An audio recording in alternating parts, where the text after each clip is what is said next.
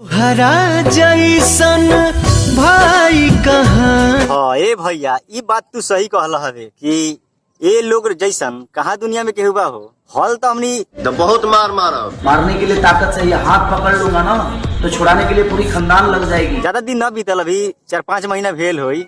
खूब जम के चलत रहा लोग हेंग आई। अब कैसे हेंग हो गेल हो, सोचे वाला बात भाई के लिए स्पेशल समर्पित है। गावा ए मोनू भैया गावा तनी हमनियो स्पेशल गाना सुन लू।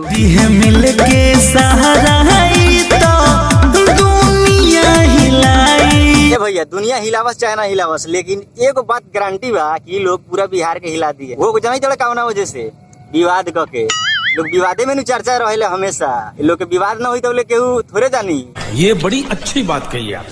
अभी भइल बा संगत भइल बा 1-2 हफ्ता देखा ना आगे चल के ये लोग में फिर क्या होता। पब्लिक जाना था कि नहीं चले वाला बा ना चली, तो फिर काहे कि शेर जोश भाई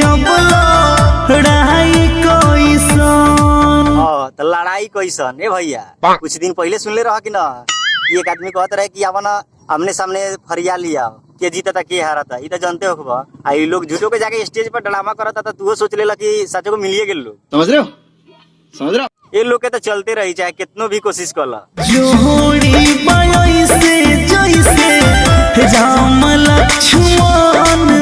भैया काहेला राम लक्ष्मण के शिकायत करवाओ तड़प हो।